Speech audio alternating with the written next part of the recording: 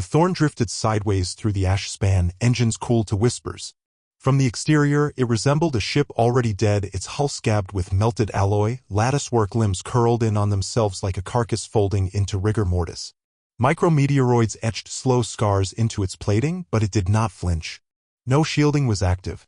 No emissions. Even its lights were gone, save for the single dim glow inside the command deck where something waited to awaken. The ash span was one of the last ungoverned corridors in the dying spiral arms of the Perseus fracture, a billion-light-year filament of dark matter and stellar corpses. Once, 1,000 systems traded routes across this reach. Now it was a drift zone of abandoned colonies, fractured war relics, and nameless, empty outposts that spoke only in pings to ghosts. The Thorn passed them all like a scavenger bypassing a graveyard, hull dark, crew silent. Inside, Holt's new body opened its eyes in increments. He did not gasp, did not move. The breathing reflex came online after the cognitive scaffolding finished verifying integrity. Sight aligned next, wires behind the eyes feeding images into an echo of once human thought. Holt existed again, though he did not remember dying. Not fully. The ceiling was low, curved, filmed in frost that didn't melt even under internal pressure. Lines of cooling pipes shivered in the overhead like veins in a blind god's skin. Beside him, the reassembly chamber hissed and drained, steaming off the chemical soup that had finished growing the organics. Muscles flexed under synthetic skin. Tendons recalibrated. He turned his head. Coravelle sat against the far wall, knees drawn up, watching him. Her face had aged since the old wars, but the angles remained. Wide eyes. Hair bound tight to keep it from floating in microgravity. The burn on her left cheek was new, an old plasma scar, not recent. Her gaze didn't soften when he met it. "You're late," she said. Holt sat up without answering. He remembered enough to recognize the ship, if not the room. The Thorn had not been space-worthy 10 years ago. Its frame had once belonged to a Martian troop hauler, now its midsection bore the triple spine of a Venery courier welded into place with blackened alloy from a crown-forged forge. The hull was patched with pieces from at least 4 different vessel types, each one extinct. A ceramic panel near the airlock still bore the upside-down sigil of the 7th Europa Fleet, scratched through as if memory itself had been rejected. The hum of the Singularity Core was missing. They were coasting, not burning. "Where are we?" Holt asked. Cora passed him a wrap of heat cloth for his shoulders. 4 hours from Hollow Reach. Past the jurisdiction sweep. No one tracks drifters this deep. Holt took the cloth and stood slowly. The gravity simulator was off, his bare feet touched the floor only by discipline. Already, his thoughts were racing, collecting fragments of lost directives. The war was over. Humanity had splintered. There was no fleet left. No orders. Only her. "Why wake me now?" Cora stood and walked to the forward viewport. It showed nothing but endless dark, a panorama of extinction. Far ahead, the ash span opened into a region so cold and vast that the few remaining stars looked like burn holes in a curtain. There were no planets here. No beacons. Just black grave matter and the flicker of deathlight. Holt stood beside her, saying nothing. The silence pressed in. "Do you remember Eos Vale?" she asked quietly. He turned to her. For a moment, her voice didn't register. "The Starlight Gardens, before the firestorms," she said. He nodded once. Not because he truly remembered, but because she needed him to. "That's what the vault is," she said. "A piece of the beginning. Before all of this started to unravel." He joined her fully. The forward lens magnified as he approached, showing a twisted arc of gas several light hours distant, bending where gravity collapsed space inward. The vault. He didn't need her to name it. "Still just a myth," he said. So was resurrection. Silence settled between them. The Thorn creaked, its patched hull resenting the void. Holt's internal readouts pulsed softly in his mind, organ function, suit harmony, neurological bleed rates. All within operational parameters. For now. Cora turned toward the aft corridor. "The others are waiting in the main hold. They need to see you're real. Garen won't believe it until you speak. And Nia, she won't follow me alone. This crew's not military. No. They're survivors. And thieves. Like us." He followed her down the corridor, passing cold conduit lines and carbon-scarred bulkheads. The Thorn was alive, in the way tumors live, growing where it shouldn't, adapting under duress. Human ingenuity made manifest in desperation. The power relays near the engine housing still bore scorch marks from a reactor implosion on Proxima Theta. Someone had scribbled "not again" in black grease beside the panel. In the hold, 3 figures waited. Garen Solt was the first to rise, tall and ragged, his left arm a brace of exposed carbon musculature. His eyes flickered with artificial dilation enhancers to balance the damage done by memory bleed. Holt remembered his face, but not the man. "It's really you," Garen said. "Not a question." Holt nodded. Garen's eyes twitched. "You died on Pharos 9. Took the command codes with you. They never found the body." "Then I suppose I'm a poor imitation," Holt replied. "I'll take that over the silence." The girl was younger. Nia Thresh. Her boots barely touched the floor as she floated near NAV console, eyes wide beneath a frayed piloting rig. She looked at Holt like he was something ancient and unreal. Her arms were thin, wiry with long hours in 0G, and her neck bore the motion sensor rigs of a tactile pilot, a breed raised on neural reflex rather than formal training. She didn't speak. Her eyes tracked Holt's every movement like watching a creature from a myth return. Cora didn't pause. She keyed the holodable. A projection rose, the Vault of Lysen-Ka. It unfolded in silence, a spiral of fractal geometries and inner folds where light bent wrong. The room darkened as the image stabilized, revealing its scale, a megastructure larger than planetary systems, ringed by asteroidal bones and burn scars from failed incursions. It hovered like a tumor in spacetime. But it pulsed. It breathed. No one spoke. "This is the target," Cora said at last. "Inside is the crown. Compressed stellar genesis. Energy dense enough to reignite systems." Nia blinked. "That's real? Not just a data ghost? Real enough for the Viroth to guard it. Real enough to kill 4. "They don't kill," Garen muttered. "They erase." Holt's voice came without inflection. "Because if we don't act, we'll be next." Nia's gaze didn't waver, but her voice softened. "Why steal it at all? We could hide." "Wait. From what?" Cora snapped. "The last breathable station just lost its recyclers. Hollow Reach runs out of thermal in 18 months. We've got nothing left to wait for." Garen said nothing. But his jaw tightened. He looked at the vault like it was already killing him. No one argued. In a universe built on thermodynamic doom, there was no safe path left. Only defiance. Only theft. The Thorn adjusted course. No ceremony. No burn. Just momentum as silent and irreversible as time. Outside the viewport, the last recognizable stars thinned to pinpricks. The darkness deepened. And behind them, Hollow Reach shrank into the black, a dying ember in a universe that had already begun to forget light ever existed. In the crew quarters, Nia recorded a message she didn't send. Garen replayed fragments of an old battlefield memory where Holt had once saved him, though the man standing now bore a different gait, a different cadence. In the command spine, Cora ran an error check on the Thorn's aging systems. The ship's AI had long since degraded into a blind logic core. No predictive modeling.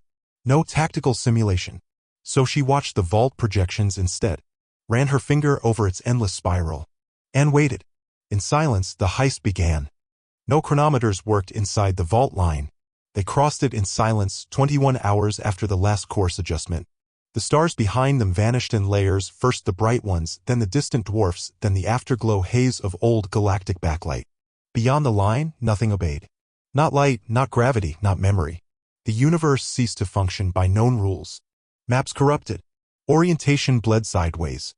Even Holt's chronal stabilizer reported false pulses as if the flow of time itself had fractured and was now trying to imitate its former self. It began as a shimmer at the Thorn's prow. A haze, subtle at first, like heat rising from ice. Then it thickened, curling against the hull with fluid resistance. The Thorn's patched skin groaned under pressure that wasn't pressure. Nia adjusted trajectory by instinct, her fingers grazing haptic spheres, shoulders shifting with every microcorrection. She didn't ask for permission. She didn't speak. Her eyes never left the void. Outside, the vault grew larger without appearing to approach. Scale collapsed. Distance warped. The spatial foldings around its rim consumed perspective and fed it back distorted, like staring into a mirror that remembered other mirrors. What loomed beyond wasn't a place. It was a region of consequence, an event woven into the fabric of entropy. The ship's sensors dimmed and died, each one overwhelmed by feedback loops it wasn't designed to survive. Electrogravitic resonance spun the NAV readouts into noise. Thermal mapping reported negative Kelvin fields. Subspace rangefinders collapsed into flatline returns. Cora stood at the observation deck, arms braced against the cold frame. Her breath condensed against the viewport. Behind her, Garen sat with one hand on his carbonized forearm, eyes blinking in uneven cycles. The flickering lenses across his left temple stuttered, caught in memory recursion. "There's no thrust signal," he muttered. "We should be accelerating." "We're not." "We are," Cora said. "But the space around us isn't." He tilted his head. That doesn't make sense. No, she replied. It doesn't. Holt watched from the secondary deck anchored to a spine rail. His internal diagnostics remained stable: muscle response, interface latency, cognitive thread resolution. But the deeper feedback loops whispered uncertainty. His sense of position slipped. His memory looped. Viroth 9. Again. The last charge through the breach. Screaming metal. Flash burn skin. A command order half-spoken. A name lost to void fire. He blinked. Realigned. Cora's voice pulled him back. Holt, you seeing this? He stepped to the forward rail. Outside, a shape floated: no engine, no mass, no emission. Just amber light. A sentinel. It resembled a being constructed from polished bone and liquid glass, limbs folding in and out of visible space. Its shape was impossible, neither symmetrical nor alien, but something in between, like evolution guided by memory instead of biology. It didn't move. It observed. Viroth, Nia whispered. Her voice was barely audible under the hum of the Thorn's hull. She hadn't seen one before. None of them had. The Thorn's external sensors bled static. Then silence. The ship's AI tried to speak. Failed. Rebooted. Failed again. Cora raised a hand. No one touched controls. It's watching. They drifted past the sentinel. It turned slowly, impossibly, not through movement, but through contextual alteration.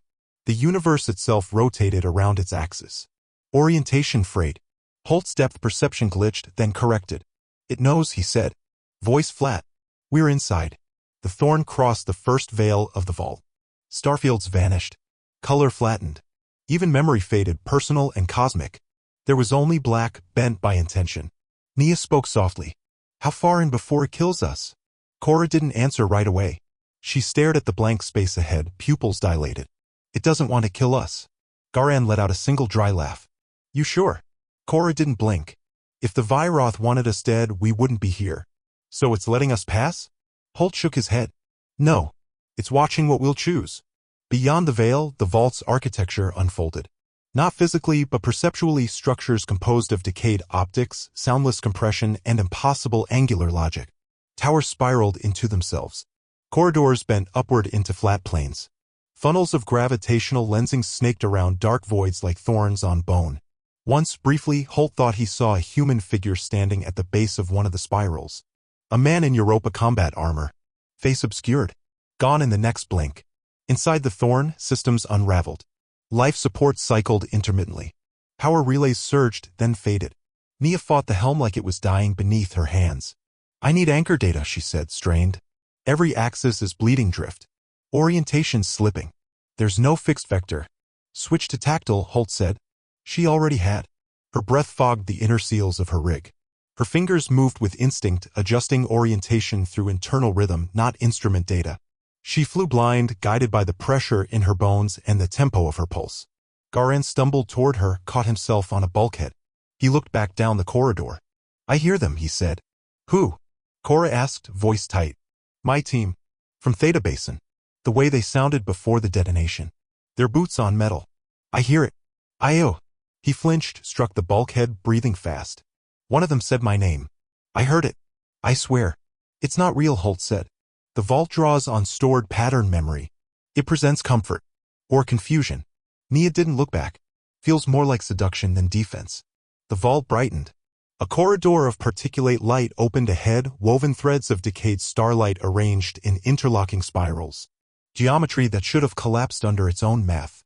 The Thorn veered slightly. Not enough to feel it, but enough to register. We didn't input that, Cora said. She leaned toward the NAV table. Her fingers hovered over the manual override. Then she lowered her hand. Just slightly. Holt studied the interface. It's choosing for us. Can it do that? It already has. As the tunnel widened, a brief scent, charred grass, burned soil, passed through the bridge. Holt caught it, turned his head sharply. Viroth again. Just for a moment. The Thorn passed the threshold into the second chamber. This is it, Cora murmured. Not to herself, not to the crew. To the vault? Holt stepped forward. You said there were 3 thresholds. We just crossed the first. Cora's voice was soft. That was before we knew it was alive. No one argued. The Thorn descended deeper into the vault's internal geometry, its hull vibrating like a tuning fork inside a cathedral made of vacuum and silence. Holt placed his hand on the rail. The metal pulsed once, in rhythm with his reconstructed heart. Time bent.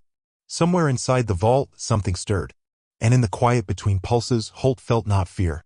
Recognition. The thorns slipped into the second chamber like a diver breaching a current. Quiet, unresisted, but forever altered. The corridor they entered did not follow geometry. Its walls expanded without vanishing points. Its corners flowed into arcs without meeting. The light that guided them was not emitted, it remembered emission. Gold and rust and distant blue shimmered in patterns that resembled time-lapse stars. The air in the chamber was dry, though it did not come from any system aboard the Thorn.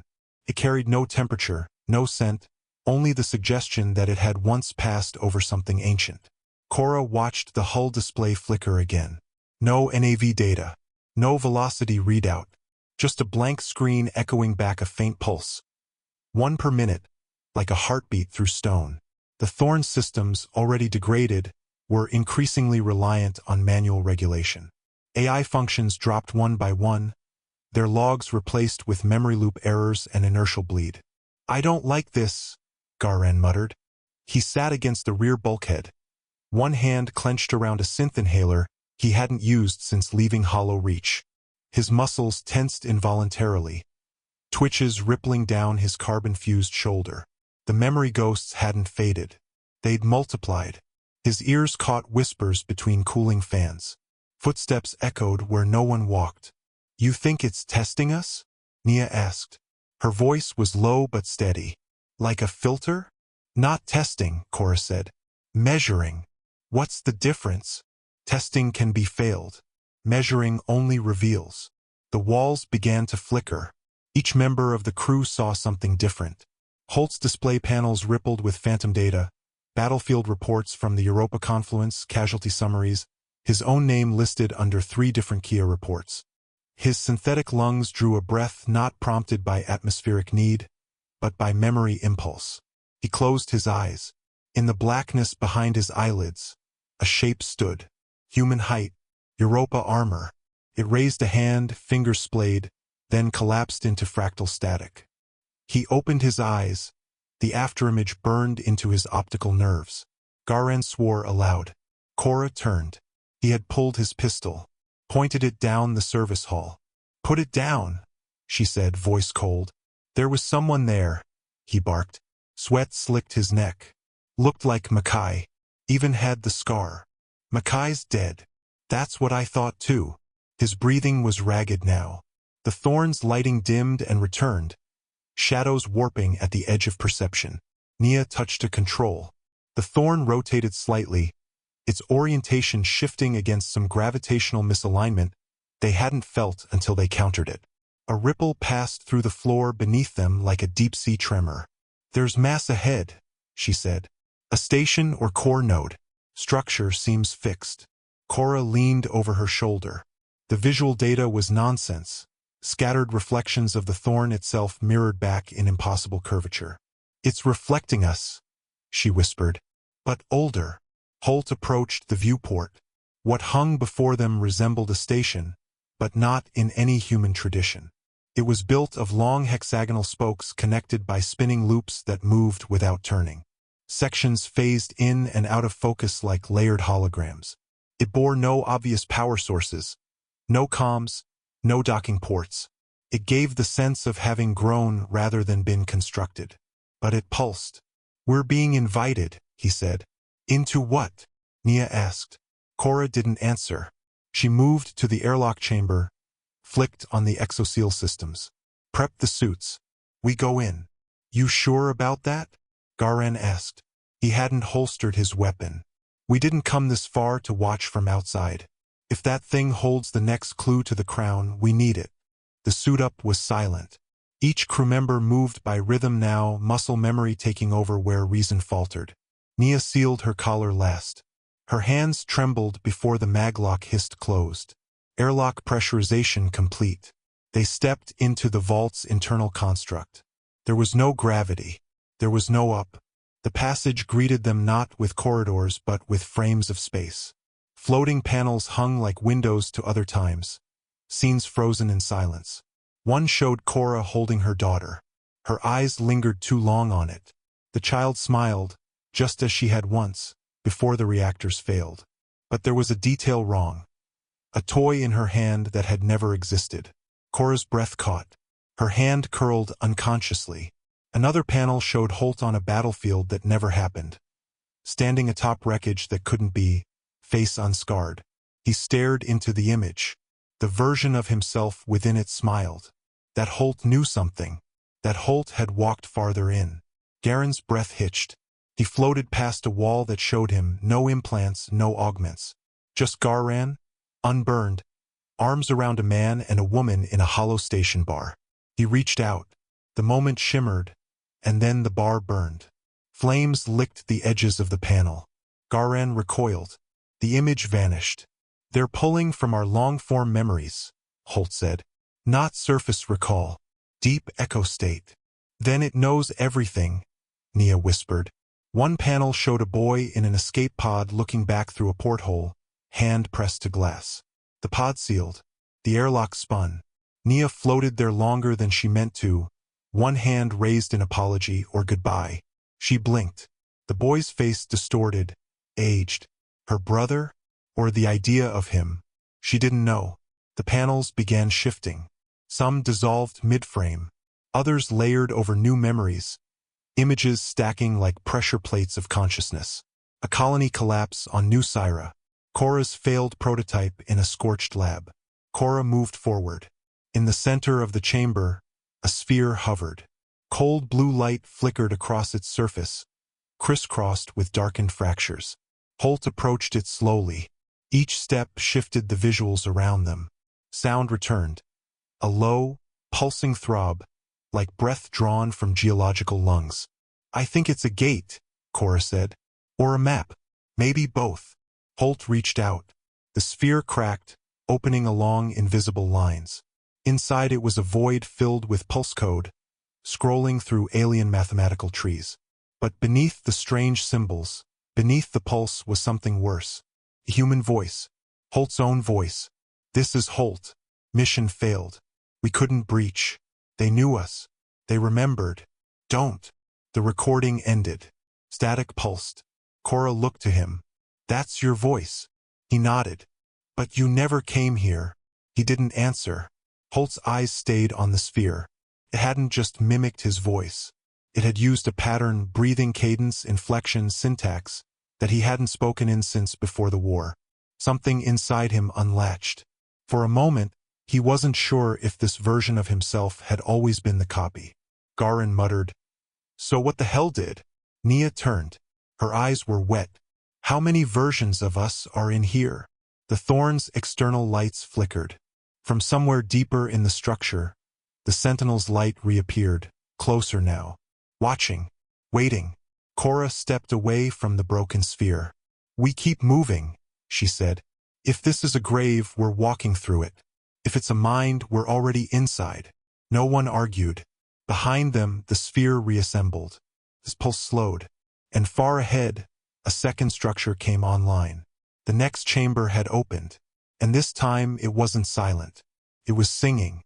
The sound bled through the hull, low, harmonic, oceanic. It vibrated through suit seals and into bone. It was not a song with melody, but one with intent. Each of them felt it differently. For Garan, it was mourning. For Cora, an unfinished lullaby. For Nia, the sound of a dream ending before the end could be known. For Holt, it was a question spoken without words, asked not once, but eternally. And the vault waited for an answer. The vault sang. The sound moved without direction, unfurling through vacuum as if space itself carried resonance. It wasn't noise. It was recognition, structured pressure that bypassed ears and entered through marrow. Words were absent, but the weight of language remained. Holt staggered as it passed through him. Not pain, not fear, something older. An ache written in cosmic scale. The vault's music shifted the thorn's atmosphere. Pressure gauges twitched. The hull groaned. The very ship responded to the song like a tuning fork caught in resonance. Vibration moved through the deck plating, down the spine rails into their suits. He turned to Cora. Her eyes were closed, fists clenched against her thighs. The song meant something to her too. He didn't speak. Neither did she. Garan was the first to crack. He lurched away from the group, shoulder striking a floating panel. The singing deepened. He cried out, slamming his hand against his head. "It's in me," he gasped. "The voices. I hear them again. Not just the squad. Everyone. Every scream from Theta Basin. Every name I forgot." "Garan." Cora moved toward him. He pointed a trembling finger at her. "You knew this would happen. You said we'd be ghosts out here, but you didn't say we'd bring the whole damn cemetery." Before she could respond, a pulse rolled down the corridor. The light shifted color, deeper red, like cooling blood. Holt grabbed Garen's arm and pulled him back. "It's not memory," Holt said. "It's parsing us, assigning patterns." The lights flickered. For an instant, Garen's face wasn't his. A child's face, eyes wide with terror, flickered over it, then was gone. Garan shook violently. Nia floated just beyond them, her body oriented toward the next chamber. Her eyes were distant, glassed over. "Nia," Cora called. No answer. She pushed off the wall, drifting until her gloved hand touched Nia's shoulder. The girl turned slowly. Her pupils were fully dilated, her breathing shallow. "I see them," she said. "Who?" "Not people. Shapes. Songs shaped like places. Cities made of pitch and rhythm. One of them has my name. It's calling." "It's not real," Cora whispered. "Just noise." "No," Holt said. "It's more than that. It's data." Cora glanced at him. "Music as code." He nodded. "Instructional. Ritual. Like a pre-language meant to bind function to perception. It's pulling structure from us. Mapping the crown seed to emotional vectors. And if we fail whatever it's parsing? We won't fail," he said. "You sound certain." "I'm not." They reached the threshold of the second chamber. The room beyond was not a room at all. It unfolded like a sphere turned inside out. Its inner walls projected outward, creating a hollow world of inverted surfaces. Sound carried differently here. Each motion triggered harmonic ripples. Every breath echoed as chord. Some resonances stung in the joints. Others hummed in teeth. A lattice of crystal towers filled the space, each one vibrating with a different part of the song. They were not solid. They were memory made structural, data made vertical. Some pulsed with scenes from other lives, human, alien, forgotten. Others showed only static. The ceilings shimmered like oil-slicked event horizons. A distant hum built and receded, tied to their proximity. "This is where it stores what it takes," Holt said. Cora floated nearer a tower. Inside, she saw herself, younger, laughing in an orbital lab. Her daughter beside her, face lit by monitor glow. "I remember that day," she whispered. But the flower in her hand, it never existed. Nia drifted to another. Inside it, she saw herself on the flight deck of a ship she'd never piloted. But she knew the controls.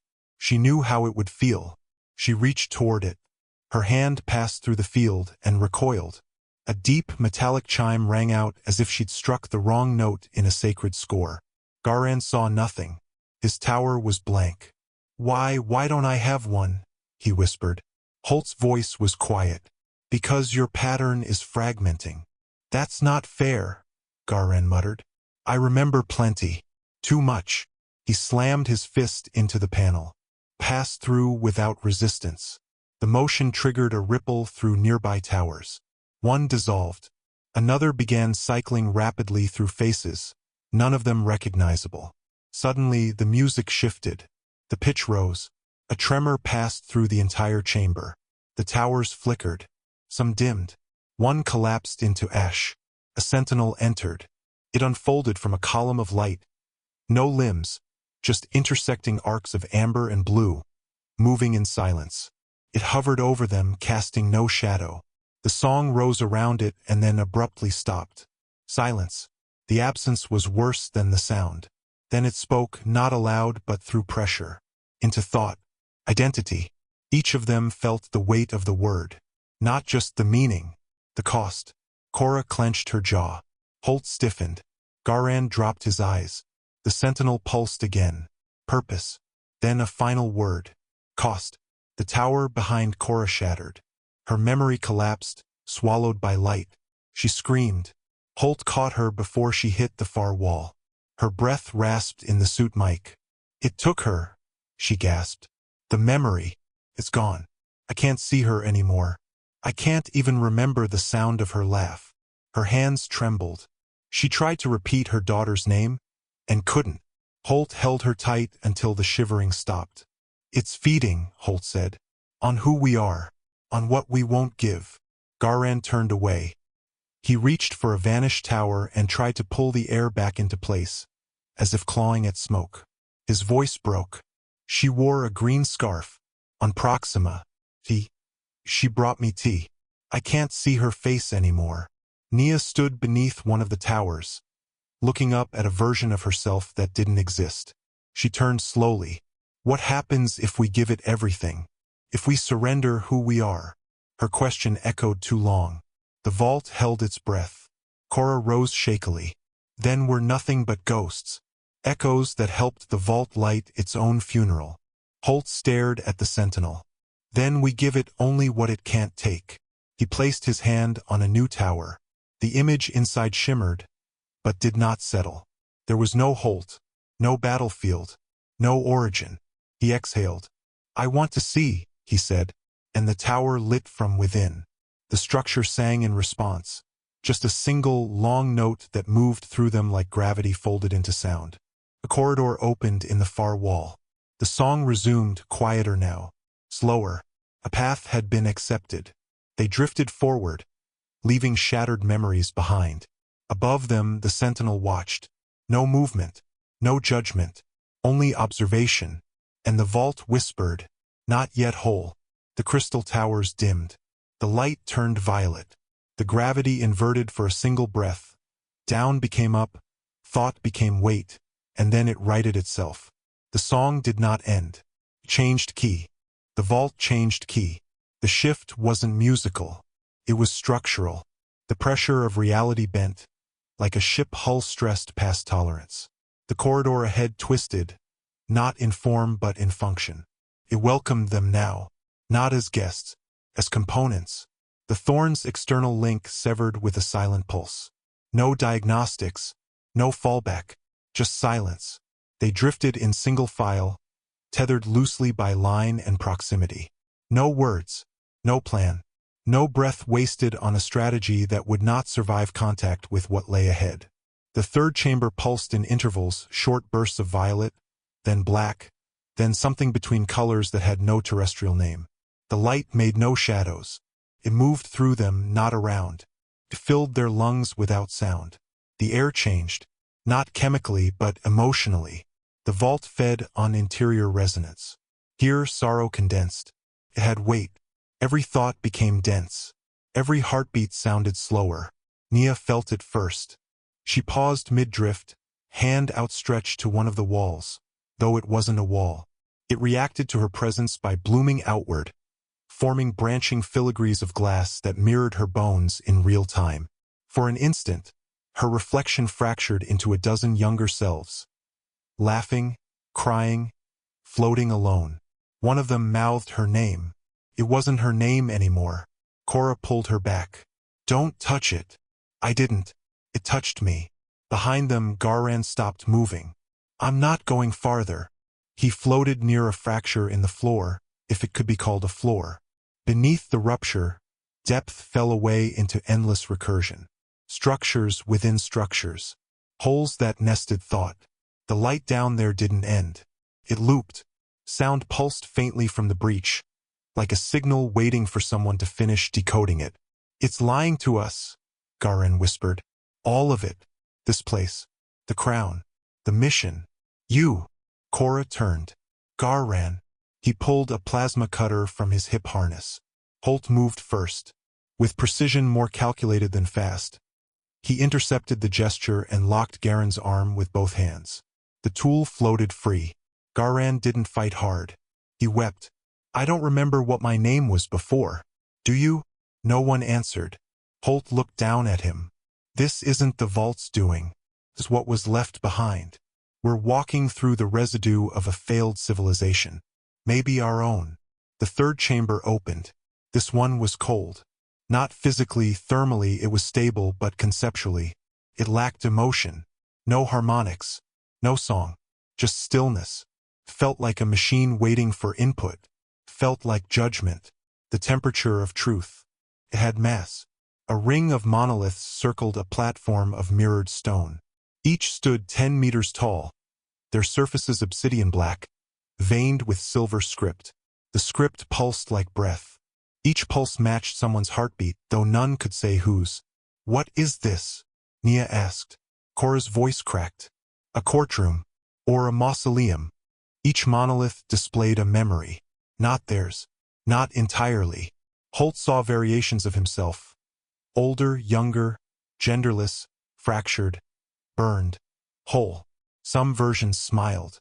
One bled from the eyes. Cora saw laboratories where she died from radiation burns, her daughter watching through cracked glass. One replayed on loop. She reached for the glass, cracked before she touched it. Her daughter's face blurred and vanished. Cora pulled her hand back and said nothing. Her jaw trembled. Then she clenched it shut. Garin saw nothing until he collapsed. And then his entire life replayed on the floor, looping, degrading. The colors faded. The faces blurred. Eventually, even he could not tell if they were real. Nia stood still, eyes fixed on a scene from a station corridor. Her brother walking away, just before launch. She whispered a name. Not his, not hers. Maybe both. Then shook her head, confused. Then the monolith whispered back. A breathless voice, barely audible, answered her with her own voice. "I'll wait." She stepped into the ring. The stone lit. From above, a pillar of blue flame descended, suspended by nothing. Coalesced into a shape, no face, no features. Just symmetry. Spoke without voice. Authorization denied. Pattern corrupted. The crew froze. Holt narrowed his eyes. "Try again," Cora said. Nia stepped forward again. This time, the flame bent toward her, but did not form. Singular identity not resolved. Holt stepped into the ring. The flame recoiled, then twisted. Echo detected. Parallel branch match. Fragment controller confirmed. A flicker passed through Holt's synthetic nerves. For a moment, his HUD glitched. Internal telemetry recalibrated. Recognition protocol. Stored ID, origin variant. His vision pulsed. For a split second, he saw the monoliths as terminals. Data. Gates. He blinked, and the image was gone. Cora turned to him slowly. "What does that mean?" Holt stared into the flame. His own silhouette burned in its reflection. "I think I've been here before." He didn't say how many times. His hands twitched, small electrical spasms in the fingertips. Garin whispered, "We didn't bring Holt back. We followed him here." The monoliths pulsed in unison. Concordance accepted. Pathway cleared. The floor beneath them shuddered, barely perceptible, like a breath held too long. The mirrored platform split open.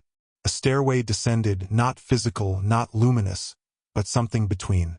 Each step looked carved from negative space. They led downward, always downward. Holt looked at the crew. "We go together." Garin stepped back. His eyes never left the memory still glitching on the floor. "I'm done. I'm not going deeper." Cora didn't speak. She only nodded, but the tension in her jaw didn't ease. Her eyes lingered on Garin longer than needed. Then she turned away. Something inside her closed. Holt nodded. No force. No argument. Garin drifted to the edge of the ring and sat. He did not watch them go. The others descended. The air grew thinner, not in oxygen, but in meaning. Words started to feel obsolete. The vault adapted its environment to thought, bending the architecture of memory and prediction. The walls now shimmered with static dreams, fleeting scenes of triumph and annihilation, different for each. They stepped across thresholds of nothing. Downward meant forward. The stairs did not move, but distance rewrote itself. One chamber showed the ruins of Earth, hollowed out like an egg. Another showed Holt standing alone on a platform of stars. Another, a child pulling a plug in a pool of black water. Nia saw them all. Then, Cora saw herself walking toward her daughter in a hallway of light. The girl smiled. Cora reached, touched her hand, and pain lanced through her palm. Static. False memory. The image collapsed into white. She didn't speak. She just kept walking. And the vault, at last, began to whisper not questions, but names. It began with Cora's, then Nia's, then Holt's, spoken in 3 voices. One was his own. One was human. And the last was something else entirely. The name echoed in reverse, folding back through languages never spoken aloud. And Holt understood it was not a name. It was a recall command. His fingers clenched. He did not stop descending. The crown did not wait. The descent ended not at a chamber but at a boundary, like slipping through the rind of reality into something preserved, unspoiled by entropy. There were no seams. No seams because it had never been constructed. It had always existed. Light bloomed. Not from fixtures or geometry, but from the walls themselves, living strata of polished dark matter that remembered illumination. The room was spherical, a void-contained sanctuary wrapped in infinite recursion. In its center, suspended by nothing, the crown hovered. It did not float. It hung, perfectly still, embedded in an anti-gravitic sheath that bent light but not motion. The ribs that wrapped it were not structural supports, but sensory roots, tasting every vibration within the chamber. The space around it was warmer than the rest. It radiated memory like heat. It was smaller than they expected.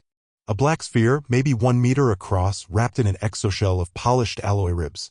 It pulsed like a heart, though not at any human rate. The cadence was slower. Cosmic. Each throb of light through its surface bent the space around it slightly, as if reality flinched with every pulse. It gave off no heat, yet made sweat bead at the back of the neck. Cora approached first. Her boots did not echo. Nothing echoed here. There was no sound. Not because of silence, but because this place was past sound, beyond vibration, beyond cause and effect. Every movement she made felt predetermined, as if the moment had already been rendered 1,000 times. Holt stood beside her. His expression was unreadable. Beneath his skin, telemetry surged. Internal logs tracked the anomaly but labeled nothing. Nia drifted in last, one hand on the wall, her breath slow and shallow. Her pupils were fully dilated. The crown responded. Light spun outward in radial lines from its shell. The ribs parted, exposing the sphere at its core. That sphere unfolded, not physically but mathematically. Every part of it twisted into itself without ever changing mass. It rearranged understanding. A voice filled the chamber. Seed condition unresolved. Pattern debt remains. Nia flinched. Her mouth opened but no sound came. The voice wasn't pressure. It was imprint, spoken directly onto her memory fabric. Allocation trial initiated. The light dimmed. And then the room changed. Each of them now stood alone. Nia blinked. The others were gone. So was the chamber. She stood in vacuum, stars spinning in impossible trajectories. Before her, her brother, unchanged from the last moment she saw him. He reached out, expression blank. She moved forward, but the space between them stretched. "Why did you leave me?" he asked. "You closed the hatch." "I couldn't follow." "You didn't try." She stepped forward.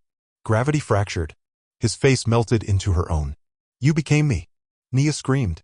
But even that sound never reached her ears. Cora stood in a corridor of light. Her daughter walked beside her, small, humming. Then gone. Gone again. Each time she reached, the hallway shifted, telescoping away. A voice called from behind a wall, Holt's voice. Then Garen's. Then her own. "You were never meant to lead. You failed them all." She turned, but there was no wall. Just memory stretched until it tore. Her fingers bled data. Her heart beat once and stopped. The floor beneath her fractured into looping playback, her choices stacked atop failures, atop corpses. Holt stood before a mirror. Except it wasn't a mirror. It was a corridor made of himself, thousands of bodies walking forward, backward, repeating actions, dying, blinking. In the center, a figure stood. Identical face. Different eyes. "You're the one who aligned," it said. "No. I failed." "So did I. But they gave me another loop." Holt stepped forward. The figure merged with him. Pain flashed. Not in the skin. In cognition. His sense of self reeled under the weight of its redundancies. He saw Pharos 9 split open under planetary fire. He saw Garen weeping as his helmet flooded with coolant. He saw himself kneeling beside a child on Io's ash plains, promising it would be different. Then clarity. The chamber returned. Cora dropped to her knees, shaking.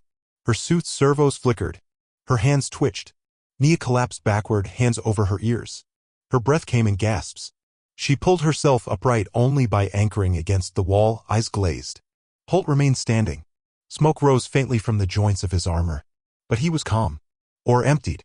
The crown was brighter now. The air was thick. Not with heat, but with the pressure of causality narrowing. Candidate echo alignment complete. Original confirmed. Awakening permitted. Holt stepped into the circle. The ribs of the crown peeled back. Inside, light that wasn't light. Memory. Potential.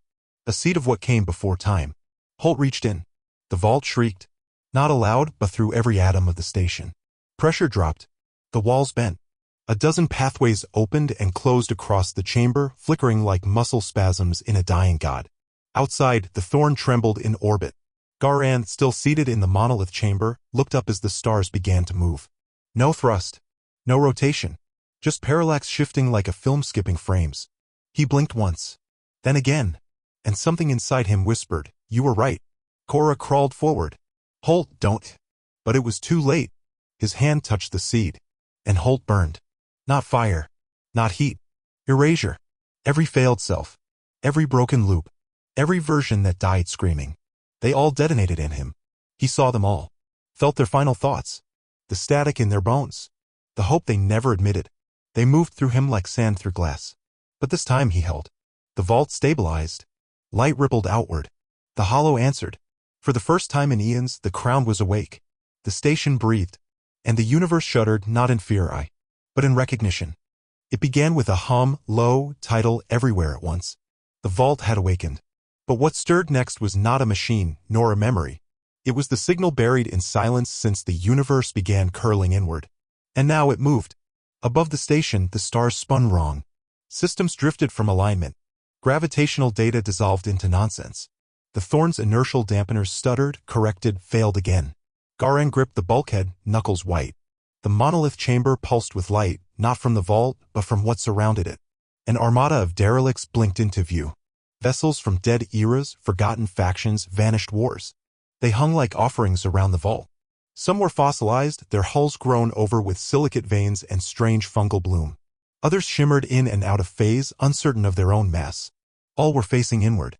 Many bore insignias that had not been spoken aloud for millennia, emblems of interstellar unions that never formed, crusades that never ended. One bore the sigil of the Sable Accord, a faction erased from memory after detonating a black hole to silence a rogue AI. Their engines were dark. Their weapons were dormant. But something watched from inside them. Garan stepped forward, slow, careful. The glass beneath his boots creaked with temperature shifts as quantum strain flexed through the vault's bones. The vault was singing again. But this song had words. The crown is lit. The path is aligned. Return is permitted. He stumbled as the monolith beneath him shuddered.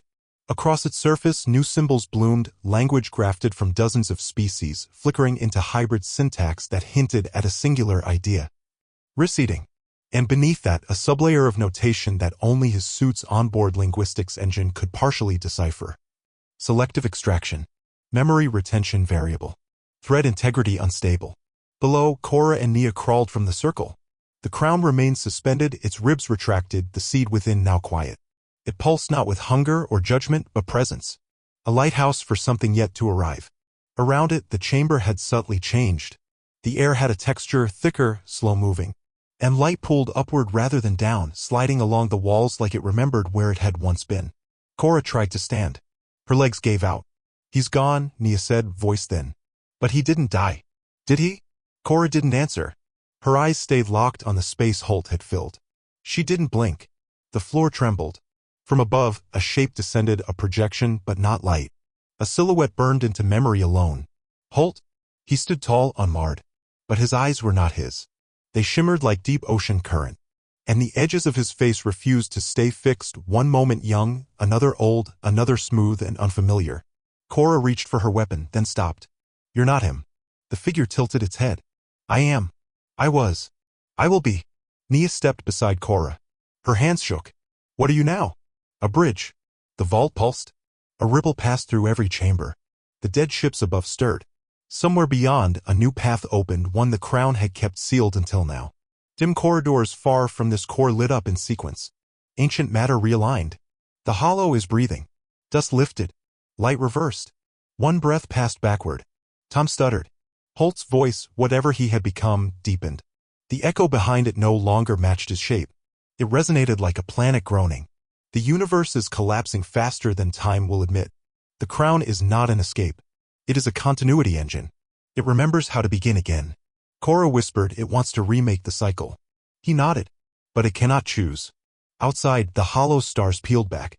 A wound yawned open in space. And from that wound, something emerged. Not a ship. Not a god. A structure. Blacker than shadow, longer than orbit. It moved like a leviathan carried by its own gravity. Its hull sang impulses that broke thought into color.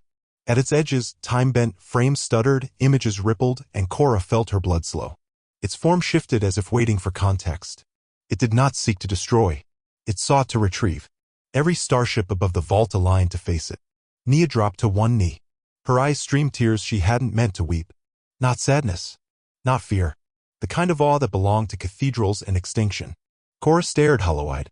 Her mind ran inventory, exit vectors, fallback plans, contingencies. She opened her suit comms. No signal. Triggered a local flare. It blinked once and died. She reached for the backup data core, then stopped. None of it mattered. The vault didn't resist it. The crown called to it. Holt, no longer Holt, turned toward them. Choose. Choose what? Cora asked. Whether this becomes a rebirth. The chamber filled with heatless light. It poured through their skin, not onto it. Or a recursion. A silence followed. Not emptiness. Anticipation. A heartbeat of the hollow itself. And above, Garan watched the sky split open. He saw the shape arrive. The stars bend. The forgotten ships wake. He felt the thorn move not from thrust, but from gravitational reorientation. As if the universe had picked a new north. He didn't speak. He didn't move. He thought of Theta Basin. Of the snow. Of his daughter's breath fogging the air. Of silence. And for the first time in his life, he prayed not for salvation, but for the loop to finally break. They chose. Not with a vote. Not with consensus. The choice was made the moment they entered the vault. The moment they touched what should have stayed buried. Cora stood at the edge of the crown's cradle, her breath shallow, arms locked at her sides. She said nothing. Her eyes met Holt's or the thing wearing Holt's face and didn't blink. Nia stood beside her, trembling. But she did not move away. The Leviathan still loomed through the crown's open aperture, its black geometry eclipsing stars. It waited, utterly still. Its hunger was not malicious. It was structural. The vault pulsed. Acceptance registered. Genesis engine ready. A low chime echoed through every corridor. Old matter groaned in its vaults. Forgotten power cells flared to life. Dust lifted from catwalks that had not been walked in 1,000 eras. The derelict ships hanging in orbit responded not with propulsion but with orientation. Each vessel rotated along a common axis. Some jittered at first, their joints resisting movement, then yielded as if recalling how. They adjusted pitch by fractions of degrees. It was not war. It was ritual. The Leviathan moved. Not with thrust. With intention. Its approach broke scale, distances folded inward like cloth. One moment it hovered far beyond the aperture. The next, it loomed against the vault's rim, so vast its shadow restructured light. The crown shimmered brighter in response. Cora spoke first. What happens now? Holt turned. You carry the seed. She didn't understand. Her mouth opened to protest, but something passed through her chest. Not pain, weight. Density. The crown's pulsing shifted and a filament of light extended toward her. It wasn't a beam. It was a strand. A root. It touched her sternum. Data unfolded through her bones. Her suit registered internal electromagnetic override. Neural latency doubled. Then tripled. Cora fell to her knees. Nia screamed, tried to move, but Holt held her back with only a look. Not with power. With certainty. It's not harming her, he said. It's giving her something we can no longer hold. Cora's eyes glowed. Her breath returned in staggered gulps. Inside her, something changed. In her mind's eye, an orchard. Ancient and black, rooted in void. Each tree was a timeline, each fruit a life. The orchard was sick. The roots tangled. A rot moved beneath. The sky above it peeled back into spirals of lost code. The crown would not fix it, but it would let one try again. She saw Earth what it had been, what it had become, and what it might be. Not through the eyes of empire or ruin. Through birth. A world unmade, then remade. Somewhere a child's laugh echoed. Somewhere a flame refused to die. She exhaled. I see it. Holt nodded. You always did. That's why the vault waited. Above them, the Leviathan reached the vault's rim. A hatch opened, not mechanical, but organic. A gash in space-time folded backward. Within, there was no ship interior. There was another vault. Darker. Empty. Prepared. Its walls breathed like lungs submerged in oil. Its geometry was still forming. Nia stepped forward. Her voice trembled. You're not coming with us. Holt shook his head. I was never meant to. I'm only the echo that opens the gate.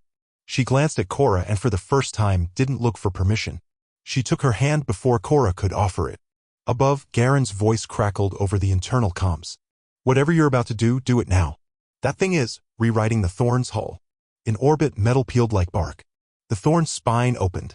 Its mass reconfigured by forces that neither harmed nor preserved, just translated. Garen stood on the command deck, arms wide, watching it happen.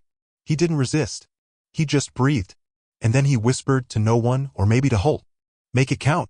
The vault groaned. The monoliths collapsed in sequence. Not a mechanical failure, but surrender. With each fall, the air thickened. Dust shivered.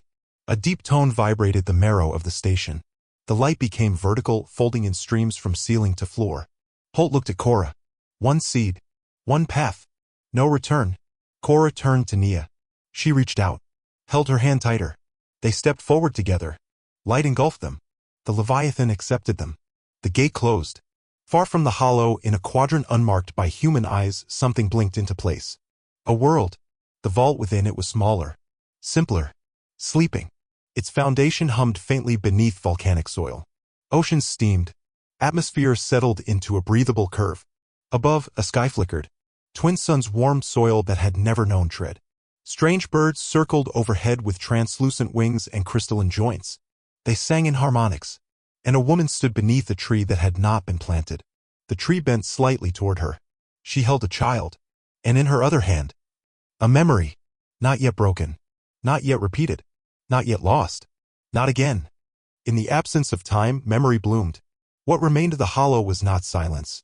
It was recursion, a field of flickering echoes layered upon themselves. The vault had collapsed inward, taking the last known map with it. And in its wake, something vast and unmeasured settled. The Leviathan had not vanished. It had nested. Its mass now looped around a singularity that once held the crown.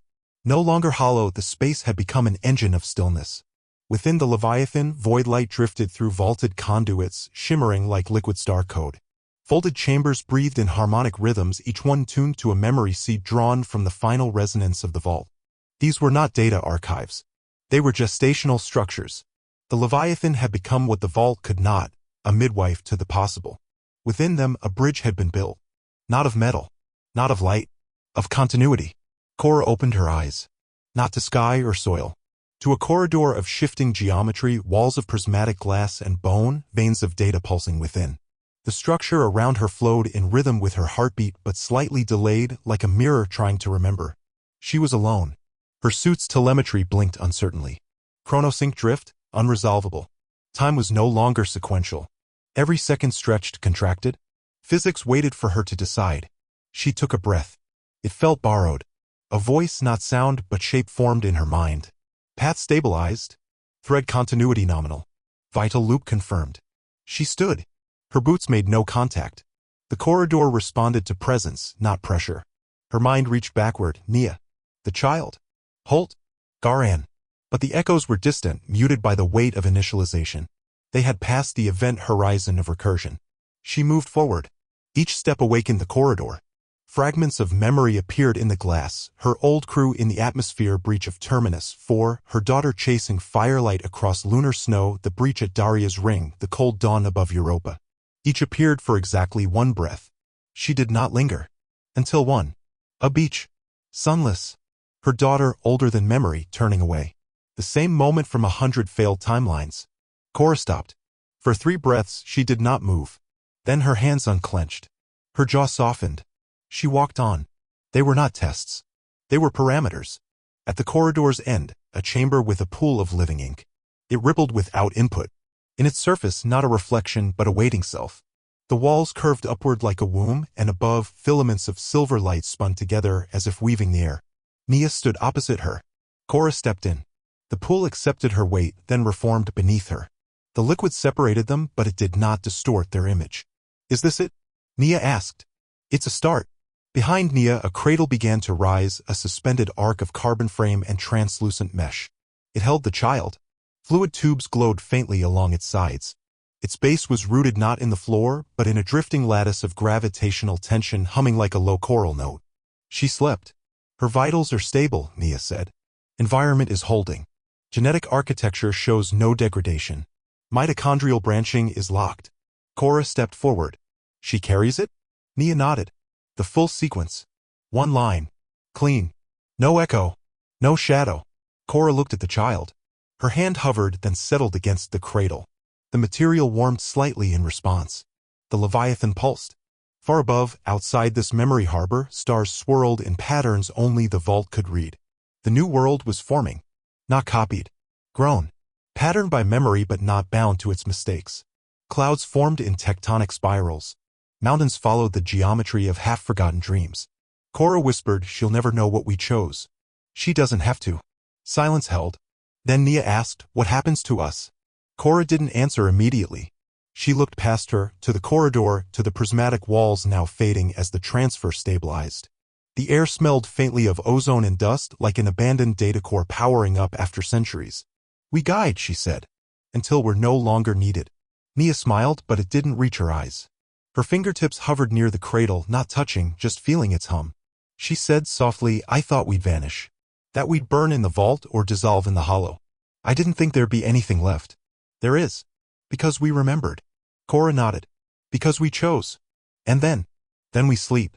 A pulse of light passed through the cradle. The child stirred. Her eyes did not open, but a soft sound like breath meeting breath filled the chamber. Far above, the Leviathan's nested conduits dimmed. Their work was almost finished. And somewhere, farther still, beyond all maps, the last remnant of the vault exhaled its final harmonic. The recursion was broken. The loop had given way to line. And line to life. Cora kept her hand on the cradle. The warmth beneath her fingers felt like sunlight through stone. For the first time in decades, she let herself exhale without holding something back. The world breathed before she did. Soft winds combed the high ridgelines, drawing vapor trails from crystal-fractured cliffs. Above, twin suns spiraled across a pale indigo sky, one steady and warm, the other flickering with pulses of structured radiation. Trees rooted in lattice stone opened their filament leaves to the light, exhaling chemical hymns into air dense with potential. Rivers did not erode the land. They remembered it, flowing in patterns shaped by memory. These rivers carved runes in their beds, patterns visible only from above, and only if you knew how to read them. The vault slept beneath it all. Not buried, not hidden, rooted. Its crown a curved disk of dark alloy now overgrown by lichen glass and phosphorescent moss. The materials binding its rim had adapted, semi-organic, bioluminescent, calcifying in spirals reminiscent of memory clusters. A single aperture remained open, narrow, circular, with its edges curled like petals. Pulsed once every few minutes, alive, but dormant. Deep within, systems still ran calculations. Not to open, to remember, to preserve the shape of what had passed. Far above, in orbit invisible to the sky, the Leviathan held its last breath. The shell was no longer metallic. It had become a reef of harmonic scaffolds, mass grown into meaning, its shape dictated by the memory it once carried. A symbiotic organism now circled it. A serpentine construct composed of the thorn's remains, transformed, coiled around the outer frame like a sentry made of forgotten tools. It did not guard. It bore witness. And below, Cora stirred. She sat in a grove of prismatic branches, her back against a trunk older than the world it grew from. A slight tremor passed through the soil as something vast beneath realigned. Her fingers curled in sun-warmed grass that pulsed faintly in rhythm with the child's breath nearby. The grass responded to emotion, reddening beneath tension, softening under peace. The child was asleep, cocooned in a cradle now shaped from local mineral. Her body no longer floated in gel. She breathed air. Her skin shimmered faintly with inherited memory, and her eyes, though closed, flickered behind the lids. A neural crown rested lightly along her scalp, grown, not placed. It pulsed once with every heartbeat, sinking to an unknown cadence from the deep vault. Nia approached from the treeline, carrying a satchel of woven vine and flexible solar fiber. Her walk was slower now, not weary, deliberate. The ground seemed to accommodate her steps. She knelt beside the cradle and touched the rim. It responded with a chime, musical, low, affirming. Cora opened her eyes. She's stable. The pattern held. They sat in silence. Somewhere nearby, a four-winged creature rustled through the underbrush, pausing to observe them with mirrored eyes before flitting off in silence. Above, the suns reached overlap, casting long shadows in concentric halos. A stream passed behind the grove, its waters floating just above the surface, magnetically levitated by strands of ionized mineral. Microflora glittered inside the flow, forming temporary constellations. Cora watched it ripple around the roots without touching them. "How long have we been here?" Nia asked. Cora didn't answer. "Not immediately. Long enough for the world to accept us. Not long enough to forget." In the sky, a glimmer passed. A fragment of the thorn, tumbling silently through upper atmosphere. Cora tracked it until it vanished behind cloud. She didn't blink. Her hand drifted toward the soil, fingers flexing as though reaching for something no longer there. "We won't see the outcome," Nia said quietly. "No. Will she?" Cora nodded. "That's why she's here." Nia looked at her, studying the lines of her face. "You're still carrying the crown, aren't you? A shadow of it. Enough to keep this place aligned. Enough to end it if it fails." She didn't say it with threat, just fact. "What does it do now?" Cora glanced at the cradle. "It listens, feels changes in the pattern. If the line corrupts, it cuts. If it holds, it nurtures." Nia was silent for a long moment.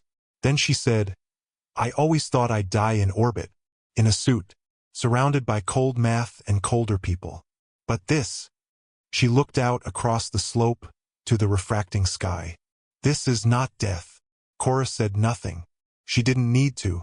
The wind shifted. A low vibration hummed through the trees. Deeper than wind, older than seismic tremor. Came from below. Cora stood slowly. Her joints ached in a way they hadn't since she was human.